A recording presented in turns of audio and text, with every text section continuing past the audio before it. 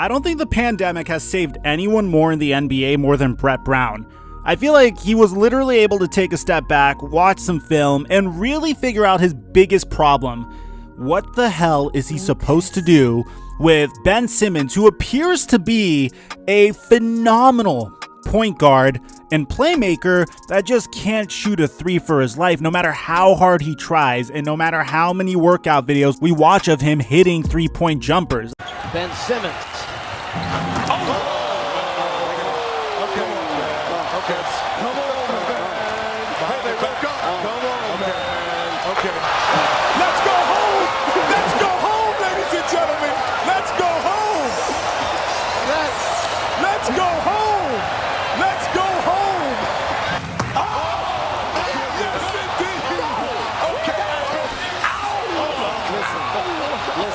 That made me take the headset off. Come on, man. Time to go home, man. Oh, my God. Let's go home. Let's go home. Let's go home. Let's go home. Let's go home. We're getting out of here. Take your jackets off. Let's go home. That's what I'm talking about. That's what I'm talking about. Kevin Hart. Okay. Stop it. Stop it. Stop it. You got it. You know what? Well, his dad played pro football. If he does this, though. I mean, I've been waiting for him to develop a three-point jump shot. That's literally what's holding him back from being a top 5 player in the NBA. And yes, I know that's bold, but I truly believe it in my heart of hearts. The Sixers have this phenomenal team on paper. They have the role players. They have the stars. They have the experience. Joel Embiid is by far one of the most talented centers that I've ever seen, with his tremendous footwork and his ability to occasionally step back and hit the three-point jumper. But it seems like at times he's extremely overwhelmed. Meanwhile, Ben Simmons and him are a very awkward fit because Ben Simmons could only really get to the cup when he's in transition because everyone's backing up at least like 3 feet away from him, daring him to shoot the jumper, while Joel Embiid thrives more in the half-court setting where you could just throw it into the post and allow him to go to work. But the post will be clogged if teams are already backing up and dropping back and guarding the key, because they know Ben Simmons mainly scores by getting to the cup and driving and dishing and can't even hit a three to save his life. And prior to this, I was absolutely expecting the Sixers to potentially fire Brett Brown. And I really don't blame the Sixers. And at the same time, I couldn't blame Brett Brown. This was a huge puzzle that he just couldn't seem to solve. They were capped out by signing Tobias Harris. They made a pretty poor investment by signing a 34-year-old Al Horford and clogged the paint even more. And the worst part is, once Al Horford got to the Sixers, it seemed like he transitioned from being a very, very high-end good role player to an albatross. So what's going on, guys? Your boy TheFlightMike here. And before we get to the content, make sure to drop a like just for the YouTube algorithm. You can choose whether you want to subscribe and turn my notifications on. If you agree with my take and you like the content afterwards, I live stream on Twitch on Tuesdays, Thursdays, and Sundays at 9 p.m. Pacific time. And finally, I'm doing a huge giveaway for NBA 2K21 on both Instagram and Twitter. Links to those will be in the description down below. One last thing, guys, if you're a soccer fan, make sure you check out Flight FC. It's my soccer channel, also in the description down below. Now that that's all out of the way, cue the intro.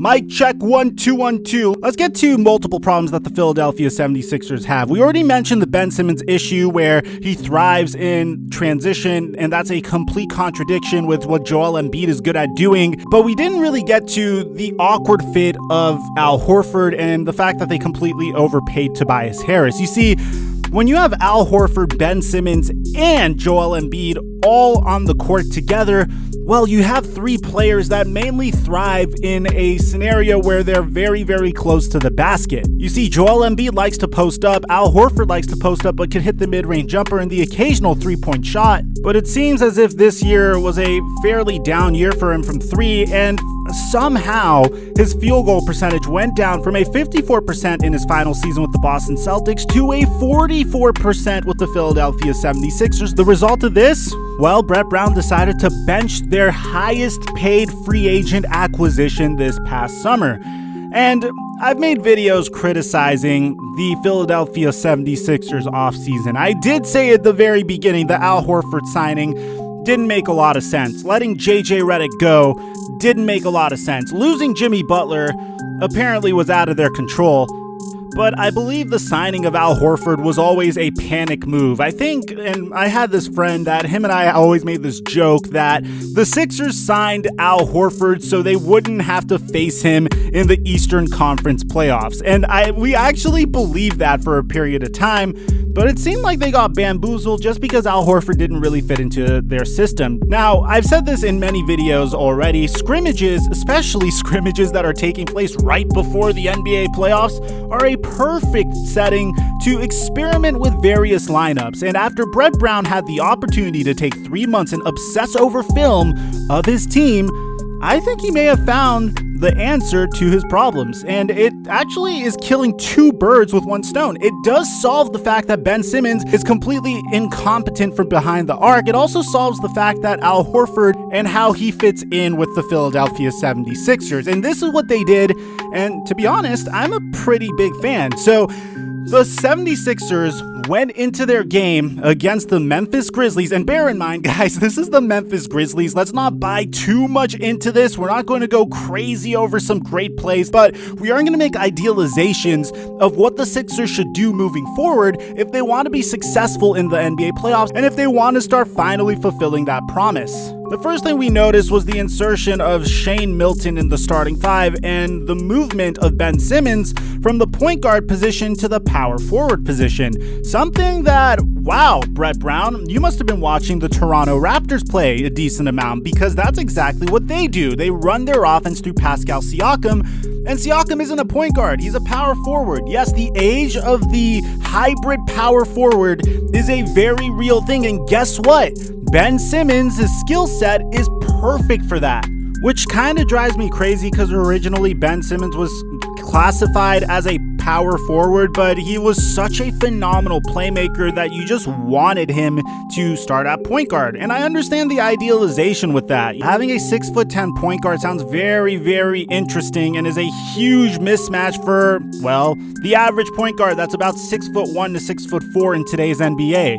But the fact of the matter is, no one's going to take Ben Simmons seriously as a threat from beyond the arc, so placing him at the power forward position where he could operate out of the elbow and create plays out of the elbow is a perfect fit for him. Now, that doesn't necessarily solve the Sixers' problem with the fact that it could potentially clog the paint with Joel Embiid and Ben Simmons, but I feel like that's the next problem that they will have to fix. So a good example of this was in one of their opening plays in the first quarter. You could see that Ben Simmons is operating out of the elbow. He's able to find Shake Milton wide open for a three while setting him a kind of pseudo screen, and that's exactly what Ben Simmons should do. He should be making plays for his teammates while also using his gigantic body to operate as a power forward. I'm so happy to see the Sixers finally figured it out with Ben Simmons. Now, the next thing that I think this adds to the 76ers is the fact that they have tremendously more defensive versatility. Now, you get to bring Matisse Thybulle and Al Horford off of the bench. Maybe you could sprinkle in some Tobias Harris in there to give you the scoring that you need. You also could add Furkas Korkmaz in there anytime that you need to score from three, and the beauty of this is they also have a very high upside player in Alec Burks on the roster, and they have Mike Scott coming off the bench alongside Glenn Robinson III, all players that, in my opinion, are fairly boom or bust, but at the same time, the 76ers completely changed their identity with this team. Now you have a team that is tremendously long, all wingspan, and absolutely terrifying to attempt to score on. Josh Richardson has a crazy wingspan and is known to be a great two-way player. Ben Simmons is definitely one of the more underrated defensive players in the NBA today. And what I mean by that is, if you go to his statistics, if we want to just talk raw statistics, he's averaging half a block per game, but this year he was averaging 2.1 steals per game, which is his career high. If you look at his box plus minus, defensively, he is significantly more efficient on the defensive side of the ball than on the offensive side of the ball, which is the complete opposite of the way he was in 2019, by the way, because in 2019, he had an offensive box plus minus of a 2.2 with a defensive box plus minus of 1.3, but this year he has a offensive box plus minus of a 1.4 and a defensive box plus minus of a 2.4, which means Ben Simmons has been significantly better on the defensive side of the ball than on the offensive side of the ball. If you supplement that with players like Josh Richardson, Al Horford, Matisse Thybulle, Joel Embiid, then congratulations Philadelphia 76ers fans. I think you found the solution to all of your problems, and it was as simple as playing Ben Simmons in his original natural position of power forward. The Sixers were able to force 12 turnovers in the first half, and everybody on NBA Twitter took notice of the improved play of the Philadelphia 76ers, primarily on defense.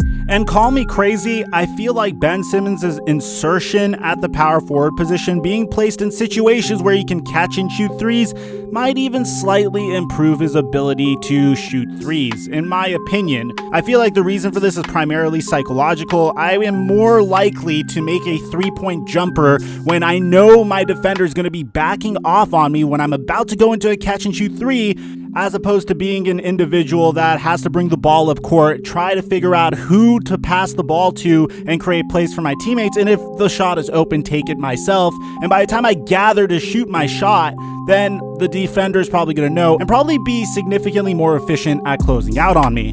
Now, I am really happy I am able to make a positive video on the Philadelphia 76ers. I know they played the 8th seeded young Memphis Grizzlies, okay? I understand that, but at the end of the day, we saw a taste of their potential, and it's really nice to see. I am a huge fan of Brett Brown, and I really want him to stay in the NBA as long as possible. I'm a huge fan of anyone that is a member of the Greg Popovich coaching tree, except for you, Mike Brown. I don't really like you very much, but let me know what you guys think about this video, man. Make sure to drop a like and subscribe if you enjoy the content. Aside from that, I'm your boy, TheFlightMike. I'll catch you guys in our next upload.